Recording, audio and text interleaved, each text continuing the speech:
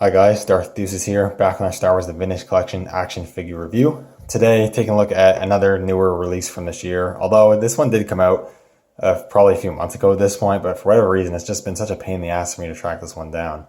It is the Star Wars Book of Boba Fett Fennec Shand, also could be for the Mandalorian, honestly. But yeah, I've had the Black Series one for a while, and it's been taking me a while to track this one down. I found the Wave in stores only once, and she was the one figure that wasn't on the pegs. And my pre-order from Amazon Canada, for whatever reason, it wasn't going to ship out until October. So of all places, Walmart Canada's website actually came through, and I got this figure on there. So happy about that. Happy to finally have it in the collection. So let's take a look. Here is the packaging for it. You do have the Book of Boba Fett logo on there, Fennec Shand, the figure, and then a pretty good image of Fennec from the show in some way. I think she might be sitting on the edge of the throne, I think. It kind of looks like that. What's going on there? On the back here, you have other figures that were released alongside her. I did review a good chunk of these. I reviewed Ahsoka, I reviewed Bo-Katan, I reviewed Death Watch Mando. I'm reviewing Fennec Shand. I might have reviewed Queel. I have Queel. I actually can't remember if I reviewed him or not. I might not have, but I reviewed most of these. So yeah. Anyways, let's take her out of the packaging and take a closer look. So here we have the new Fennec Shand Vintage Collection figure, and very cool figure. It does some stuff better than the Black Series, but I also think the Black Series does some stuff better. And I was actually kind of expecting this figure to be better than the Black Series, but Black Series does some stuff better. So let's take a closer look here. And I think one of the things I will call attention to right away is the head sculpt and the face print here. I don't know if it's just me. It might be. But I think they missed the mark on this head sculpt and face print. I don't know what it is, but to me, there's just something off with this face. I just don't think it looks a lot like Ming-Na Wen. I mean, it's not awful. I still looks like Fennec more or less, but I don't know. I think it doesn't look that good compared to some other head sculpts and face prints we've been getting from this line. And I definitely think the Black Series, I think, looks a lot better. I think the Black Series looks a lot more like Ming-Na Wen.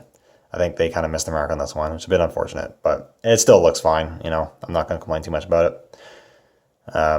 The paint apps are pretty good. The sculpt of the hair is quite nice. Got the ponytail here, which is good. It's made of a flexible plastic, so it shouldn't break on you.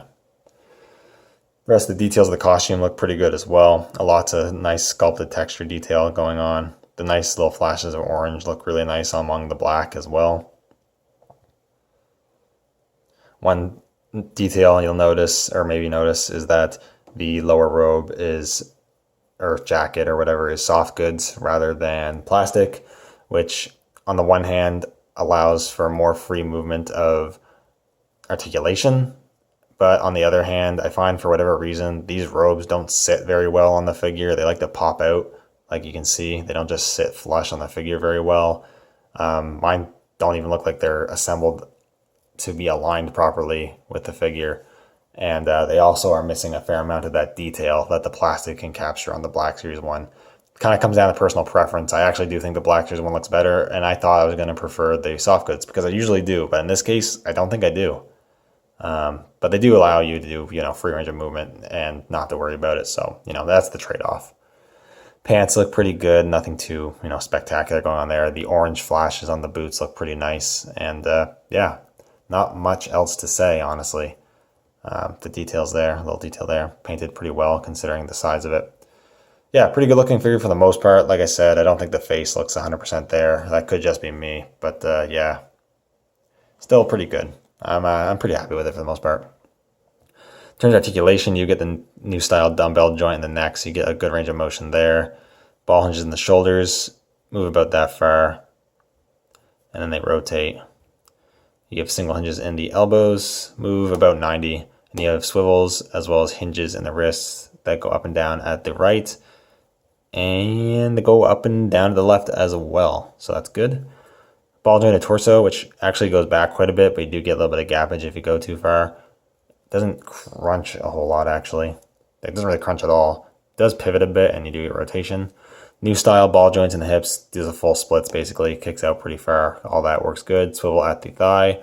Single hinge at the knee goes about 90, and then you get a hinge at the ankle, which doesn't go up a whole lot, but goes down a lot and then pivots. So pretty decent articulation. I do feel like a character like Fennec should maybe be able to have a bit more range afforded to her. But overall, I think she poses pretty well. Nothing too crazy about that. In terms of accessories, this is definitely a spot where she has the Black Series beat. She does come with a bit more stuff. I guess first off, we might as well talk about the helmet. So the helmet, you do get this. It is painted really nicely. Some nice wash details to kind of get in there and bring up the sculpted details a bit. It is an interchangeable head as opposed to just being a helmet that goes over the head, which is good in the terms of the helmet won't look too oversized. But what they ended up doing is they didn't sculpt eyes peeking through the visor like they do in the show. Instead, they just made it black. So it looks like there's kind of like a black visor on the helmet. And it looks cool, but it is inaccurate to how it appears in the show. In the show, you can see her eyes. In the Black Series 1, it's a separate helmet. It has the gap there. You can see her eyes when she wears the helmet. So it's a little unfortunate, but not a huge deal. But to put this on the figure, you can just pop the head off. And then what you actually have to do is actually remove the ponytail from the head sculpt and then attach the ponytail into the helmeted sculpt and then pop the new head on. And then there you go. You have the helmet head on. I think it looks good. I just do wish you could see her eyes peeking through it, but it looks good. So I'm not going to complain too much about that. It's not a big deal. Just something to keep in mind if that's something that would bother you. I'm actually going to fix this real quick. Get that aligned a bit better. There we go. She also comes with a couple blasters. She comes with the sniper rifle that the Black Series one also came with. Sculpted nicely. Does have the plastic bandolier on it so you can sling it over her shoulder. The bandolier has a couple of orange little squares painted on it. I imagine she can hold it pretty well. I haven't actually tested this out. I can already see it's going to be a little bit of a challenge getting in her hand because of that bandolier on there. But you can't get it in. It's not too bad. So that she holds it pretty well. Let's see what kind of aiming pose we can get here. Oh yeah, you can, looks like you can pretty much get a full aiming pose, whatever you're, I'm not gonna fool around with it too much, but you can definitely get her holding it, basically a full aiming pose, which is good. And like I said, you can sling that over her shoulder, so you can store it on her back. So that is cool. Always appreciate weapon storage, and the fact that they can actually hold their blasters in shooting poses is always a plus. But she also does come with another rifle. She comes with this kind of smaller rifle. It's got painted brown for the stock and the grip. I don't actually remember when she uses this, I'll be honest. But I appreciate the extra weapon. Again, you can put that in her hand. This one, I imagine, will be a little easier to do so. So I say that, but then... Okay, there we go. These blasters are a little finicky to get in their hand, I'll be honest. But you can do it. And that looks good as well. I'm not going to fool around trying to get it in a pose or anything, but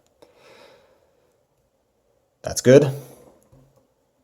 And then lastly, she also comes with a little jug of liquor or Jamba juice or whatever she was drinking, which is sculpted decently well and has the nice kind of blue hue to it to make it look like it's got the blue liquid in it. I don't know how hard it's going to be to actually get her to hold this, though. It doesn't really have a good spot to grip. Now you can do it. You have to probably fool around with it a bit. I did kind of just get it in the hand there. There's probably a better way you can do it, but yeah, there you go. So that's a really cool accessory. That's accessory. This blaster and the jug is two things that the Black Series didn't come with that I don't see why they wouldn't have included. So she definitely has the accessories beat on the Black Series one. I think she should have came with a blaster pistol as well. I'm pretty sure she's seen using a pistol multiple times in the show, in The Mandalorian and in Book of Boba Fett. So she probably should have came with that as well. But aside from that, good array of accessories. I'm pretty happy with that.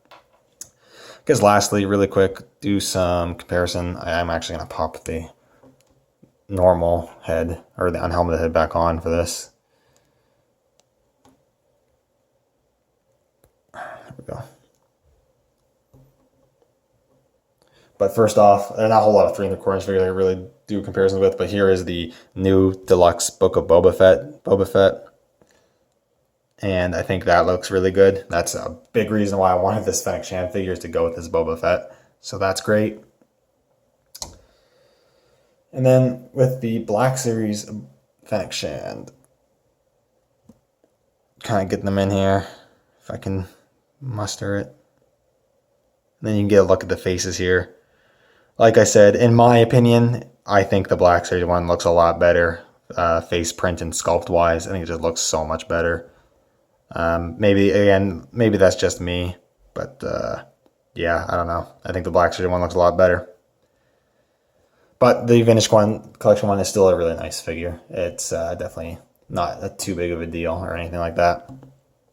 So overall, I think this is a really good figure. You know, a couple of, accuracy, likeness issues aside, and the soft goods not sitting properly aside, comes with a decent amount of accessories, articulates really well, looks good for the most part. Really solid release for the Vintage Collection. If you're collecting the Book of Boba Fett or Mandalorian characters in this scale, then I think this is one you definitely have to pick up. It's a really good release and a pretty significant character from those shows. Anyways, that's pretty much everything from me. Thank you guys so much for watching. Let me know what you think down in the comments below, and I'll see you all in the next one. May the Force be with you.